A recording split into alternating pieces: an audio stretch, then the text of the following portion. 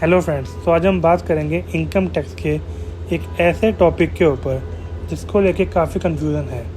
चलिए तो शुरू करते हैं। आप लोगों ने सुना होगा कि रिसेंटली बजट में मिनिस्ट्री ऑफ फाइनेंस ने इनकम टैक्स के अंदर कुछ चेंजेस लाए थे।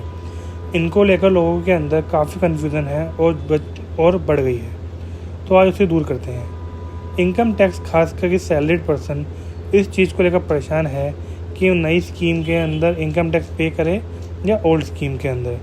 जैसा कि हमको पता है, नया साल शुरू हो चुका है, हम सब सैलरीड पर्सन को अपनी अपनी कंपनीज़ के अंदर डिक्लेरेशन देनी है, तो वो कंफ्यूज हैं कि न्यू स्कीम में दें या ओल्ड स्कीम के अंदर दें। लोग कंफ्यूज हैं कि सरकार ने नई स्कीम के अंदर 7 लाख तक की छूट दी है, रिबेट दी है। इसके साथ ही लोग क्या सोचते हैं कि 7 लाख तक मुझे टैक्स नहीं देना और 7 लाख के ऊपर मुझे टैक्स सिर्फ 7 लाख के ऊपर की इनकम के ऊपर देना है, जो कि कुछ हद तक ठीक है, कुछ हद तक गलत है। कुछ लोग कहते हैं कि नई स्कीम में जान में फ़ायदा है, कुछ कहते हैं पुरानी स्कीम में रहने में फ़ायदा है। तो इससे और कन्फ्यूज़न बढ़ रहा है, तो इस कन्फ्यूज़न को आज हम दूर करते हैं। सबसे पहले ये जानना बहुत ज़रूरी है कि इनकम टैक्स के अंदर न्यू स्कीम और ओल्ड स्कीम में क्या फ़र्क है।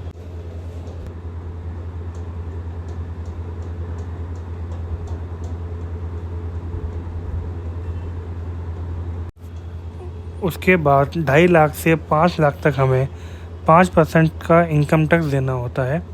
5 लाख से 10 लाख तक 20%, 10 लाख के ऊपर 30%।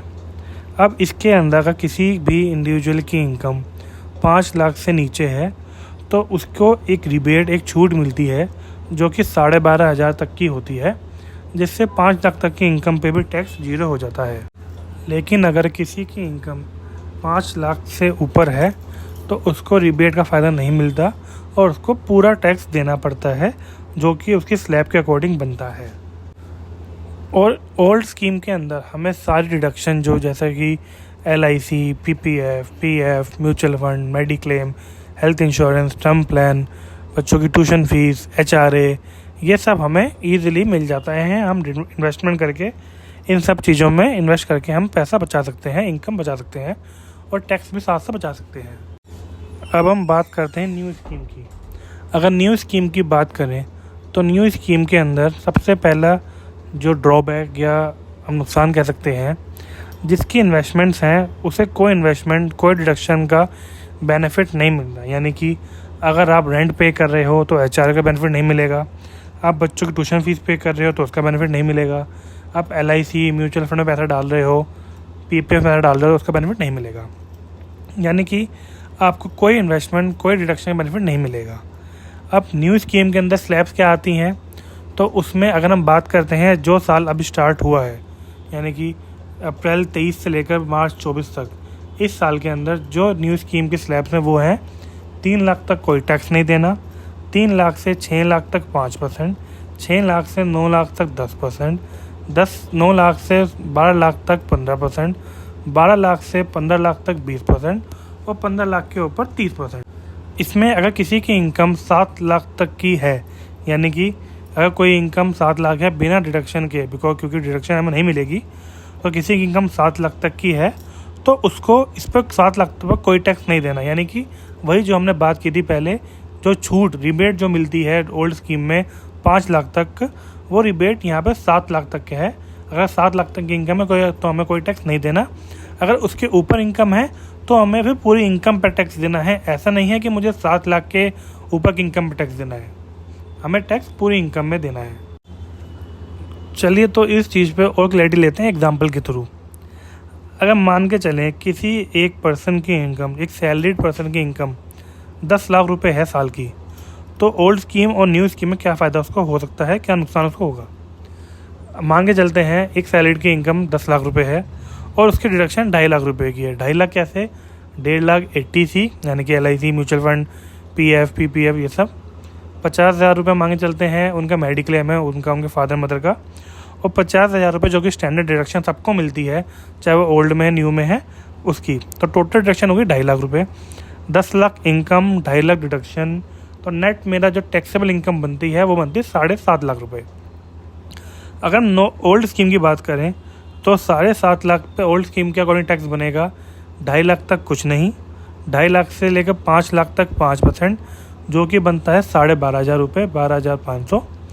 5 लाख से 7.5 लाख तक का जो कि आता है 20% की स्लैब में, तो उस पर बनता है 2.5 लाख पे 20%, यानी कि 50,000 रुपये।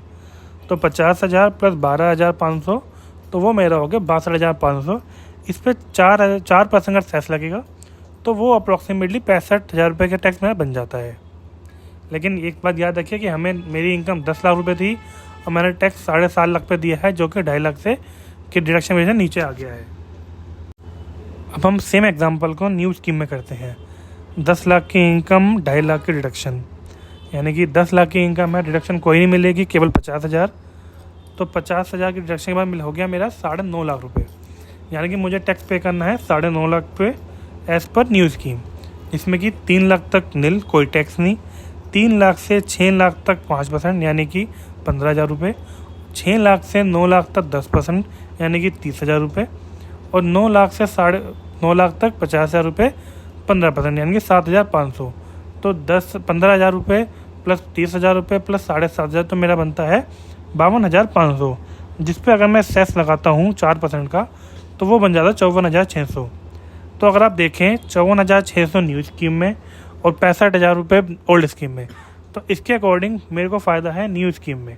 लेकिन अगर मैं रेंट पे करता हूँ और HRA है, अगर मैं मान के चलूँ मैं 2.5 लाख रुपये साल का रेंट पे करता हूँ और मेरे को HRA मिल जाता है इसमें अप्रॉक्सीमेटली 1.5 लाख रुपये के आसपास, तो मेरी इनकम 6 लाख रुपये आ जाती है, जिसमें मेरा टैक्स और कम हो जाता है। तो इसके अकॉर्डिंग आप कैलकुलेट कर सकते हैं कि मेरे को न्यू या ओल्ड किस में फ़ायदा है। तो अगर किसी इंडिविजुअल की इनकम 10, 12 या 15 लाख तक है, तो उसको न्यू स्कीम में जाने फ़ायदा है अगर उसकी डिडक्शन कम है। अगर डिडक्शन ज़्यादा है, 80G में है, 80C भी है, 80D भी है, HRA भी है, तो उसमें उसको फ़ायदा फिर ओल्ड स्कीम में रहेगा। अगर किसी की इनकम 15 लाख से ऊपर है, 20 लाख 25 लाख रुपए है, तो उसको फ़ायदा 20 ओल्ड स्कीम में ही है, क्योंकि उसको वहाँ पर डिडक्शन सारी मिल जाएंगी, HRA, 80C, 80D, 80G, और वहाँ पे वो उसका इस्तेमाल करके अपना टैक्स को कम कर सकता है। मैं आशा करता हूँ कि मेरी इस वीडियो के थ्रू आपको कुछ क्लैरिटी मिली होगी, और अगर आपको कोई भी कन्फ्यूजन हो तो मोर क्लैरिटी के लिए आप मुझे कॉन्टैक्ट कर सकते हैं। Thank you.